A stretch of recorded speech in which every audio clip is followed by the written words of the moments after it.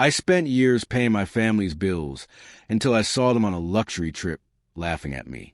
My name is Daniel, and I've spent most of my 31 years living in Chicago, navigating complexities of family expectations. By all outward measures, you'd think I've got life pretty well figured out.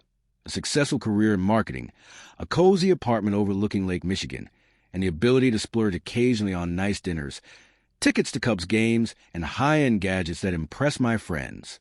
But beneath the shiny exterior lies a deeper frustration, an ongoing bitterness I've kept hidden for years.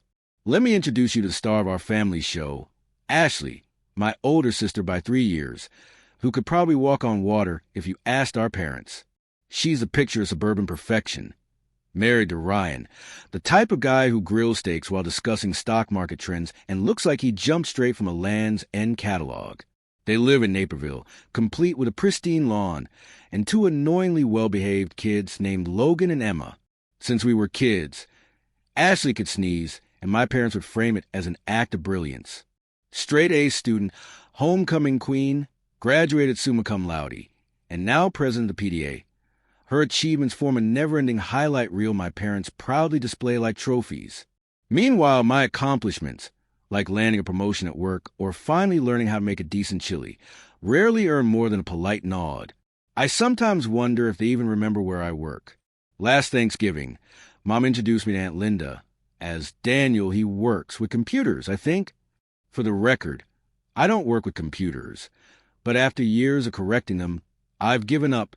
Don't get me wrong, I love my family.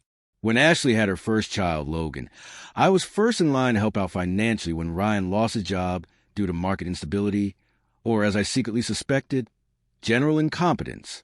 Whenever Mom and Dad needed urgent repairs on their old Victorian house or faced medical expenses that Medicare mysteriously refused to cover, my phone buzzed before anyone else's. I told myself it was my duty, since I didn't have the added expenses of a family. After all, who needs to save for retirement when you have relatives determined to live their best lives right now? Funded by the Bank of Daniel? The truth? They'd grown comfortable leaning on me, and my wallet had become their safety net. Last year, Ashley's roof leaked, and somehow that became my financial emergency. Ryan decided he wanted to become an entrepreneur again, and my savings became his startup fund. Mom broke her ankle attempting Zumba, and Dad's ancient Toyota finally bit the dust. Each crisis came with a price tag bearing my name. My carefully saved rainy day fund evaporated quicker than Chicago's sunshine in February. Still, despite this never-ending cycle, I clung stubbornly to one personal dream, traveling the world, beginning with Paris. The city of love and lights represented everything I craved, a break from responsibility, an escape from family obligations, and a chance to finally taste a freedom that had eluded me for years. I imagined myself strolling along the Champs-Élysées, eating freshly baked croissants at tiny street side cafes, and obnoxiously posting every single moment on Instagram to make my friends back home jealous. But every time I got close to clicking book flight, another urgent family emergency conveniently appeared. After nearly a decade of delays, setbacks, and the ongoing drama of family finances, I finally scraped together enough cash for my dream vacation. I booked everything, tickets, a cute boutique hotel with a balcony view over the Seine, even snagging reservations at a Michelin-starred restaurant because, heck, I deserved it. This time, nothing would stop me. I'd even set my email out of office message to currently eating baguettes and ignoring my family. Departure day arrived, and as I stood in O'Hare, passport clutched in one sweaty hand, suitcase in the other, I felt a mixture of excitement and disbelief. It was actually happening. This wasn't a drill or a daydream during boring work meetings. It was real, and I was moments away from drinking overpriced airport coffee and browsing duty-free like a tourist. Feeling particularly generous and, frankly, to mark the occasion, I decided to upgrade my ticket to business class. As I swaggered to the crowded terminal, imagining myself reclining in luxury seats and enjoying complimentary champagne, reality smacked me right in the face. There, at the entrance of first-class boarding, stood Ashley, Ryan, my nieces, and my parents, casually chatting and laughing as if starring in their own holiday commercial. The shock nearly made me choke on my imaginary champagne. Confusion and disbelief paralyzed me. No one had mentioned a family trip, especially not one so extravagant. My mind raced. Was I having a stroke, or had my family actually managed to plan a trip without demanding my credit card details? Instinctively, I slipped behind a nearby pillar, hiding like a poorly disguised detective. That's when I overheard Ashley's voice clearly above the airport chaos, punctuated by her unmistakable laughter. "Honestly," she said, amusement clear, "Daniel wouldn't fit in here anyway." My parents chuckled softly, nodding along with Ashley's judgment. Their laughter pierced deeper than I expected, sharp and painful. Standing there, unnoticed behind my makeshift hiding spot, the truth hit me harder than a Chicago winter wind. I've been sacrificing my dreams, my savings, my entire adult life for people who didn't even see me as belonging in their little circle.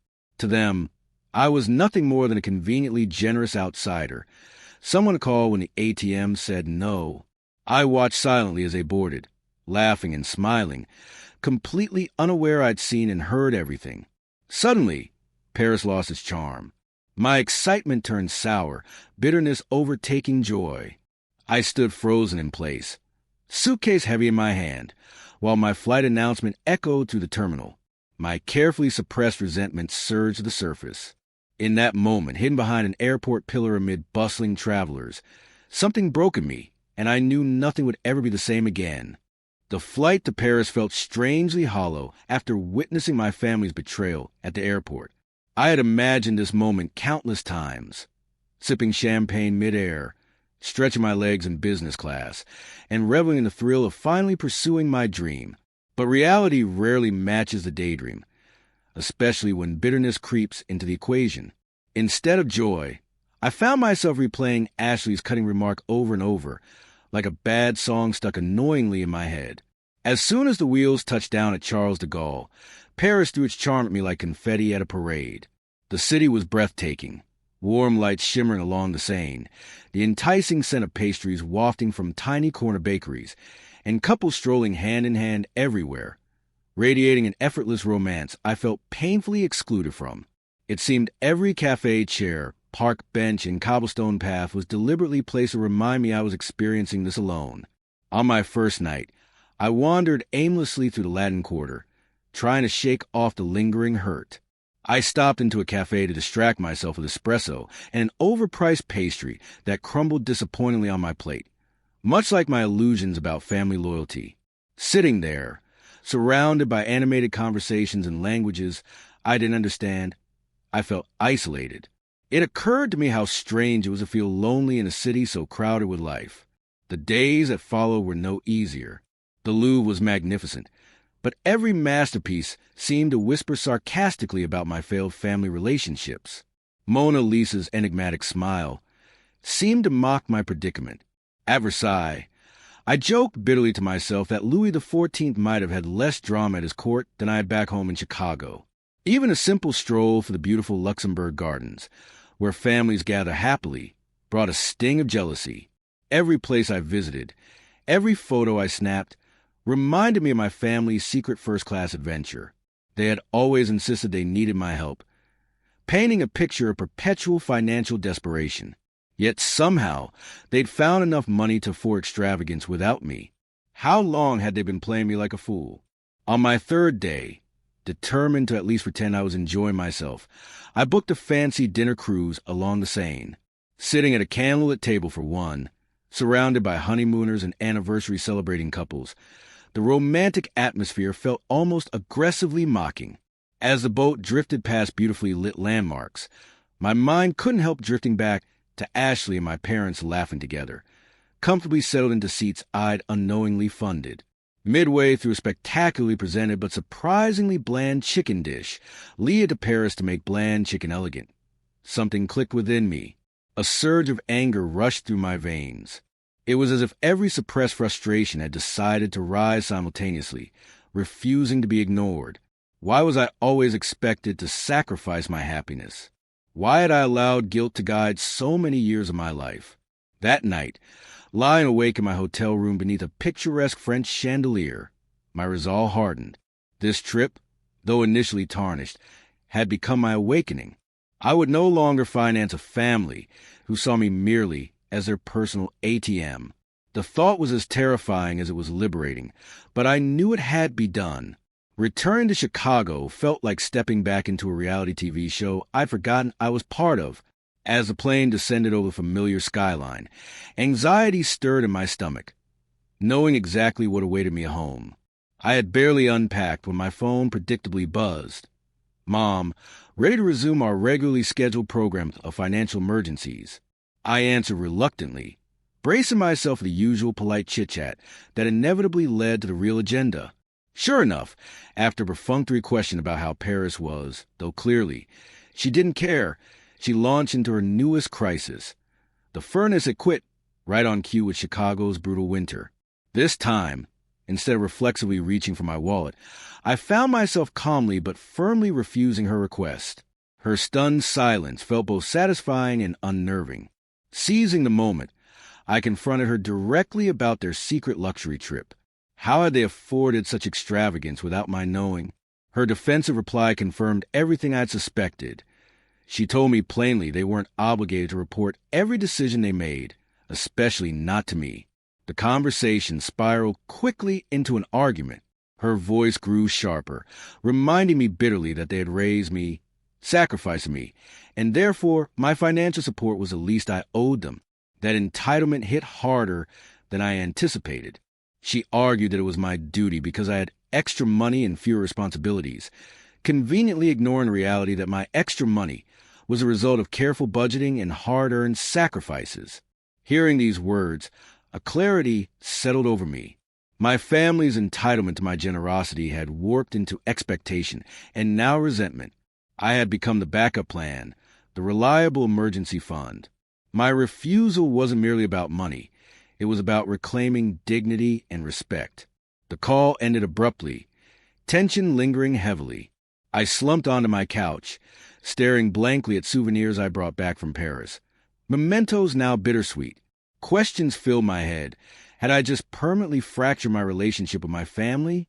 Was standing up for myself worth potentially losing them altogether? Yet, as the chilly Chicago wind rattled my apartment windows, a quiet resolve strengthened inside me. This confrontation had been long overdue. My family had crossed a line, and I had finally drawn my own boundaries. The hardest part was just beginning, but I knew deep down it was necessary. Reflecting on the surreal beauty and loneliness of Paris, I understood that this journey wasn't just about visiting a city I'd always dreamed of. It was about discovering my own worth. Paris had given me the courage to challenge a lifetime of emotional debts I'd never truly owed. Sitting alone, feeling both exhausted and oddly empowered, I prepared myself for the battles yet to come, realizing with profound clarity that this moment was my true turning point. After that tense call with my mom, the weeks that followed felt oddly peaceful yet unsettlingly unfamiliar. For the first time in years, my phone wasn't buzzing constantly with urgent pleas for money. It was bizarre, honestly. Suddenly, I found myself with free evenings and weekends. So much free time that I didn't even know what to do with it.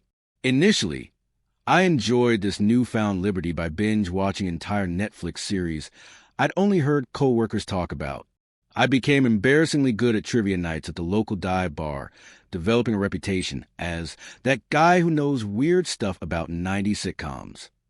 I even attempted cooking again, experimenting with recipes from those trendy cooking channels. Though, let's be real, my kitchen often ended up looking like a crime scene after each attempt. However, beneath all this newfound leisure lurked an uncomfortable sensation, guilt. Despite knowing I was justified, a nagging voice in my head suggested that maybe I was overreacting, that maybe I owed my family more patience and understanding. My parents' infrequent yet emotionally manipulative messages weren't helping. Each voicemail seemed carefully crafted to remind me of past obligations and family duties. Subtle guilt trips became their new weapon of choice. My uneasy peace came crashing down one particularly gloomy Saturday afternoon, when Ashley broke her weeks-long silence with a phone call that started innocently enough but quickly spiraled into our first major argument. She launched straight into accusations of selfishness, labeling me as heartless for abandoning our parents when they needed me most. Her words hit hard, slicing through my carefully built defenses like knives. It was surreal hearing Ashley, the queen of self-centeredness, lecture me about selfish behavior. As she ranted, I mentally replayed countless instances of my financial support, paying for her kids' extracurricular activities, covering Ryan's disastrous attempts at entrepreneurship, even footing bills for emergencies that always seemed suspiciously timed. The irony was rich, richer than the overpriced latte I was sipping at my favorite local coffee shop as we argued.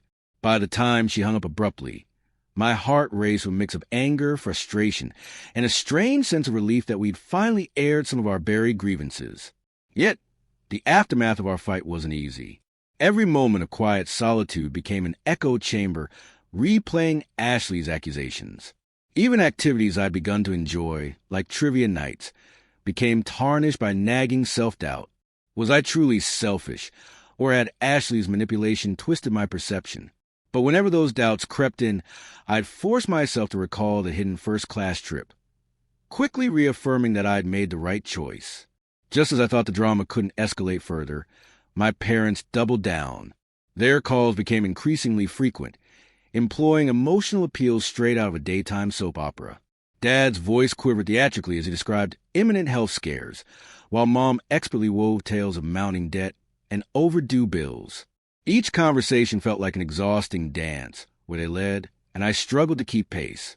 The situation reached a fever pitch when my dad called one cold evening, his voice heavy with rehearsed despair, to inform me they could no longer make mortgage payments. The family home, the nostalgic epicenter of our childhood memories, was now teetering on foreclosure. A year ago, panic would have sent me scrambling to fix their problems. But now, a newfound determination anchored me firmly in reality. Instead of immediately caving, I challenged him directly, asking how they'd suddenly found money for extravagant travel, yet couldn't handle basic living expenses. His stunned silence confirmed my suspicions. For the first time ever, I confronted my father openly about the financial deception. He ended the call abruptly, leaving the bitter taste of unresolved anger hanging in the air. This decisive stance led me straight into the storm of family turmoil. I had officially crossed a line, becoming persona non grata. Yet alongside the harsh rejection came an unexpected clarity. I wasn't just cutting financial ties. I was finally dismantling years of unhealthy dynamics. Sure, the guilt stung, but there was undeniable empowerment in my newfound autonomy. Life adjusted slowly to this quieter rhythm. Yet it wasn't without challenges. While my bank account thanked me, my heart wrestled with the ongoing emotional fallout. Family gatherings, once obligatory, became memories. Holidays were looming on the horizon, promising awkward solitude rather than cheerful chaos. Despite this, I felt oddly lighter, less burdened by the endless demands that had defined my adulthood. But just as I was settling into this strange new routine, life threw another curveball my way. One chilly evening, as I prepared another questionable attempt at homemade deep-dish pizza, the doorbell rang insistently, curious and slightly annoyed at the interruption. Seriously, pizza dough waits for no one.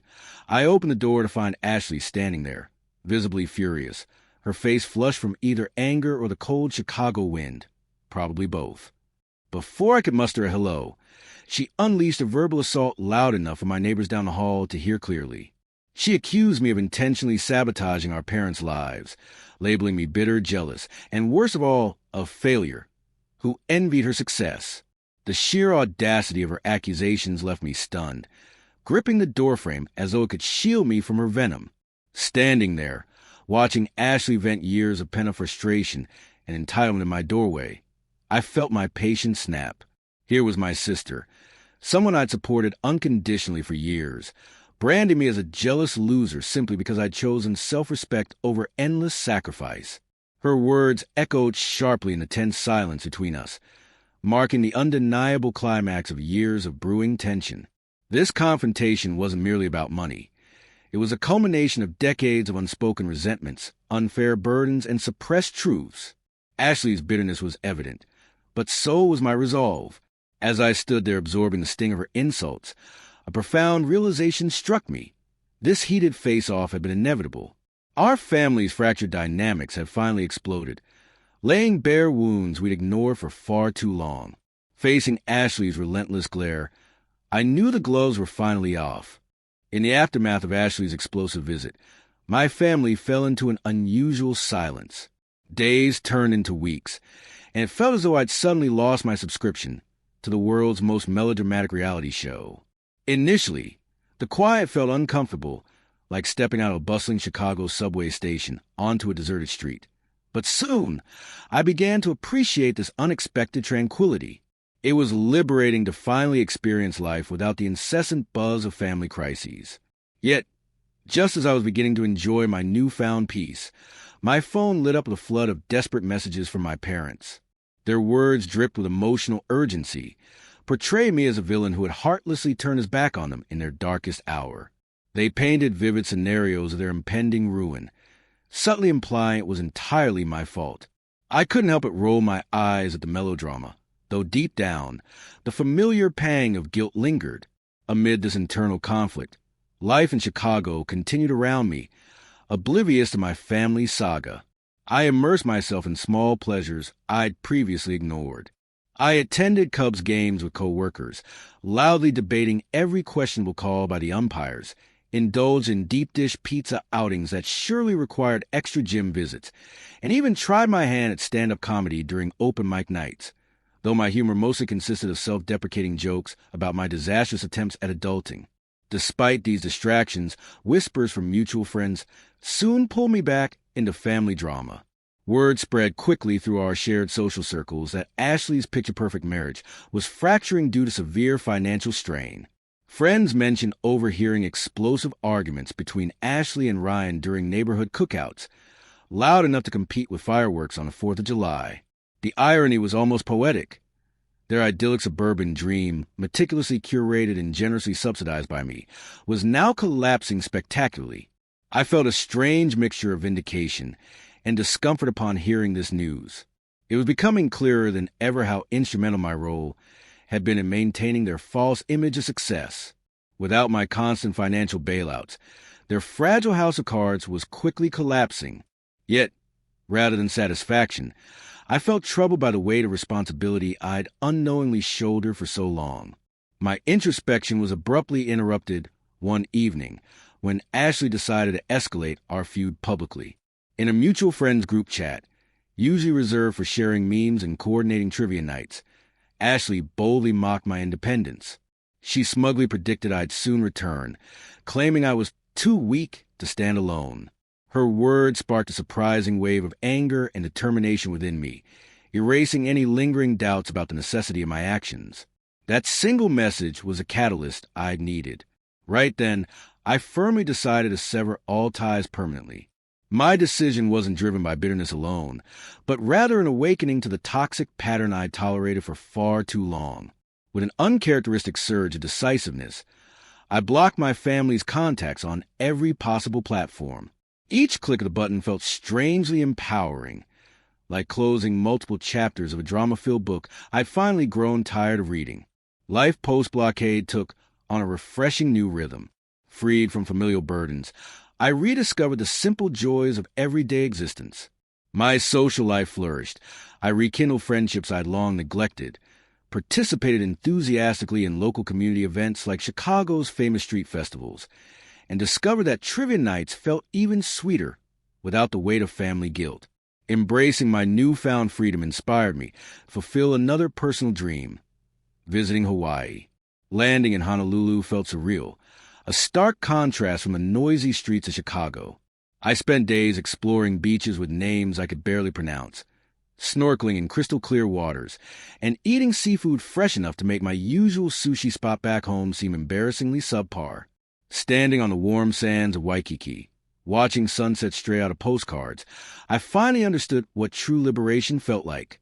Yet, even paradise wasn't immune to family drama. One peaceful evening, as I relaxed on my balcony overlooking the Pacific, my phone buzzed unexpectedly, my father's number glaring at me defiantly. Hesitating only briefly, I answered, preparing myself for the emotional warfare I knew was coming. Predictably, he launched into a tirade filled with accusations and guilt-inducing scenarios designed to break my resolve. However, something fundamental had shifted within me. Instead of anxiety, I responded calmly but firmly, establishing clear boundaries that I had no intention of crossing again. His stunned silence on the other end felt profoundly satisfying. It was an unmistakable confirmation that I truly reclaimed control of my life. Returning to Chicago, I found myself greeted with cautious whispers from mutual friends, updating me on Ashley's worsening marital situation. Apparently, Ryan had moved out, their picturesque suburban home now resembling a battlefield more than a haven. Friends described tense, awkward encounters with Ashley, who seemed increasingly frantic as her carefully crafted life unraveled. Oddly, this news brought me no joy, only a quiet sadness at witnessing the inevitable outcomes of years spent chasing illusions. However, amidst the ongoing drama, my life thrived without the constant shadow of family obligations. Work became more enjoyable, social engagements more authentic, and even my cooking skills marginally improved, though friends still teased that my kitchen experiments resembled amateur chemistry more than culinary art. Just as I settled into a genuinely fulfilling rhythm, a final twist awaited me. Late one evening, my phone screen lit up with an unexpected notification from my mother. Unlike previous communications, her tone was startlingly different. Sincere, humble, and filled with genuine regret. She openly acknowledged their mistakes, admitting they'd allowed pride and entitlement to cloud their judgment. Her words held a depth of remorse I'd secretly longed for, but never realistically anticipated. Yet, as I absorbed her heartfelt apology, a stark realization settled heavily upon me. Her admission, though meaningful, was too little and far too late. After reading my mother's heartfelt apology, I found myself deeply conflicted. On one hand, it felt validating to finally have my emotions acknowledged. On the other hand, the wounds they'd left over the years ran deep, and words alone couldn't erase the decades of emotional neglect and manipulation. Despite my reservations, I knew a final conversation was necessary. Not for them, but for myself. We agreed to meet at a local coffee shop off Michigan Avenue, a neutral zone filled with the comforting aroma of fresh espresso and pastries. My nerves were jittery as if I'd already had 3 cups of coffee, and the Chicago chill outside did nothing to calm me. As I walked in, the sight of my mother sitting there, looking unusually vulnerable, made my heart pound louder. For once, the ever-composed matriarch of our family seemed genuinely uncertain. Our conversation began awkwardly, filled with uneasy pauses and the quiet hum of espresso machines in the background. My mother surprised me by immediately expressing remorse, openly admitting the years they'd spent relying heavily on my generosity. She acknowledged the financial strain and emotional toll their constant demands had placed on me. As she spoke, I saw glimpses of the mother I'd always wanted, honest, open, and truly sorry. I took a deep breath and, for the first time, fully expressed everything I'd held back for so long. I explained how it felt to be treated as nothing more than a financial backup, the pain caused by discovering their secret luxurious trips, and the hurtful sting of Ashley's dismissive words at the airport. Each confession visibly affected my mother, her eyes watering slightly with genuine emotion as she listened without interruption. Yet, even amid this moment of genuine connection, I realized something important. Forgiveness didn't mean return to old habits. It meant recognizing past wrongs and choosing to move forward differently, clearly and compassionately. I explained that while I still loved them, I could no longer be their constant support system. My mother nodded slowly, understanding but visibly saddened by this new reality. With that heavy conversation behind me, life started feeling lighter. For the first time in years, I began truly enjoying everyday activities without the shadow of family obligations looming over me. I savored simple joys like lazy Sunday mornings with fresh donuts from my favorite Chicago bakery, spontaneous road trips to Lake Michigan, and hilariously failed cooking experiments that usually ended in ordering takeout. Amid these newfound freedoms, fate introduced me to someone special, Catherine. We met at a friend's birthday party at a trendy downtown pizza spot, laughing over our shared inability to handle Chicago's spiciest hot sauce. Catherine's easygoing nature, humor, and genuine kindness quickly became a cornerstone in my life. Our relationship flourished effortlessly, filled with laughter, mutual respect, and endless debates over whether deep dish or thin crust pizza reigned supreme. One crisp autumn evening, while wandering to Millennium Park, Catherine playfully suggested we plan a trip to Italy, a destination we both dreamed about visiting. The idea of exploring ancient ruins in Rome, tasting authentic pasta in Florence, and embarrassing ourselves with cheesy tourist photos at the Leaning Tower of Pisa was too appealing to resist. We booked our flights impulsively, the thrill of adventure overtaking any lingering doubts. Our Italian getaway was nothing short of magical. We navigated bustling streets in Rome, indulged in gelato far too often, and laughed until our sides hurt during a gondola ride in Venice, when the gondolier nearly lost his hat in the breeze. Each day was filled with carefree moments that reaffirmed my decision to break away from past burdens. With Catherine by my side, life felt uncomplicated, authentic, and joyful. Yet even thousands of miles away, my family drama managed to reach me.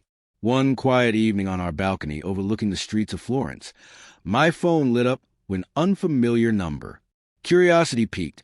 I answered to hear my father's voice, launching immediately into an aggressive, guilt-laden speech.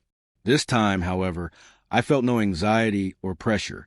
Calmly but firmly, I reiterated my boundaries and made clear that their manipulative tactics wouldn't work anymore. His stunned silence was my final confirmation that I'd truly grown beyond their control. Back in Chicago, life with Catherine continued beautifully. Our days were filled with shared adventures, cozy evenings watching movies, and regular date nights exploring Chicago's endless culinary scene. She often joked about my improving cooking skills, though we both knew most of my culinary successes came from her timely interventions rather than my own talent. Then, unexpectedly, my phone buzzed again with another message, this time unmistakably from my mother.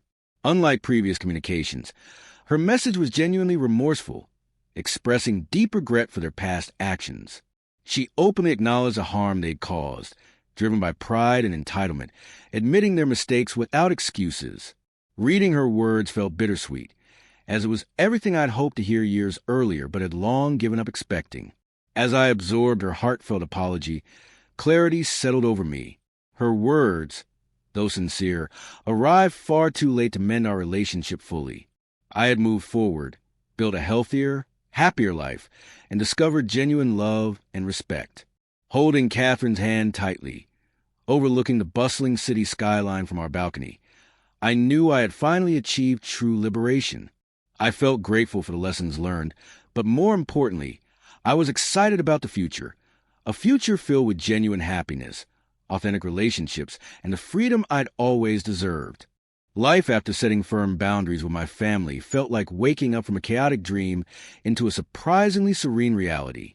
Catherine and I settled into a comfortable rhythm, enjoying simple pleasures like lazy brunches at cozy diners, hilarious debates over whether Chicago hot dogs truly needed ketchup, and endless reruns of classic sitcoms. The drama that once consumed my daily existence was now replaced by laughter, genuine connection, and the comforting predictability I'd longed for. Encouraged by Catherine's unwavering support and endless optimism, I began nurturing another dream, opening my own cafe right in the heart of Chicago. I'd spent years helping build other people's dreams, and now it was finally time to pursue my own. After months of planning, endless cups of coffee, and humorous mishaps like accidentally ordering 3 times the amount of espresso beans needed, seriously, our apartment looked like a storage facility. Dan's Coffee Corner officially opened its doors. Opening day was unforgettable. Friends and new customers packed the cozy space, the air thick with the scent of fresh coffee and pastries from the best local bakeries. Jokes flew around about lifetime discounts, especially from my buddies claiming they'd personally kept me caffeinated enough to start this venture. Serving my first latte behind the counter felt surreal and incredible, and I realized in that moment just how far I'd truly come. Of course, even my new peaceful life wasn't entirely free from past. Occasionally, I'd receive messages from unknown numbers, usually around holidays or birthdays. My family tried cautiously to reconnect, offering stiff greetings that felt more obligatory than genuine. While I'd forgiven them, I knew maintaining distance was necessary. It wasn't out of anger or bitterness, but simply because I'd finally found peace and wasn't willing to sacrifice it again. Then one chilly spring morning, Mixed in with the usual bills and advertisements, I noticed a familiar handwriting on an envelope. It was Ashley's. My heart skipped as I carefully opened it, preparing myself for whatever emotional roller coaster awaited inside. Her letter was surprisingly candid, heartfelt, and vulnerable. She openly admitted her past mistakes, the unfairness of her behavior, and her genuine regret over losing our relationship. She even humorously confessed she missed my ridiculously terrible jokes at family gatherings. Reading Ashley's words sparked deep compassion within me. I could imagine how difficult it had been for her to write that letter. Still, I also understood clearly that forgiving didn't mean falling back into old, unhealthy patterns. With that in mind, I penned a careful response, genuinely forgiving her but explaining firmly my decision to continue forward independently. It wasn't about punishment. It was about self-preservation and personal growth. Life continued beautifully after that. Dan's Coffee Corner quickly became a beloved neighborhood fixture, attracting a steady stream of regulars who joked that they came for the coffee but stayed for my comedic skills. Catherine playfully warned customers about trying any pastries I'd personally baked, branding them as dangerously experimental. Our circle of friends expanded naturally, built on laughter, genuine friendship, and spontaneous weekend outings around Chicago. From attending summer music festivals at Grant Park to fiercely competitive trivia nights at our local bar, life felt refreshingly normal and joyfully uncomplicated. One evening, as friends crowded around our small apartment for a board game night, complete with enthusiastic arguments over Monopoly rules, I found myself quietly reflecting on everything that had led to this point. From the loneliness I'd felt standing by myself in Paris to the chaotic family drama, every challenging moment had shaped my path to genuine happiness. Watching Catherine laughing hysterically over a friend's outrageous strategy in the game, I felt a wave of immense gratitude. My past no longer felt heavy. It was simply a series of stepping stones that had brought me exactly where I needed to be. I had learned the importance of boundaries, self-respect, and surrounded myself with people who genuinely valued and respected me.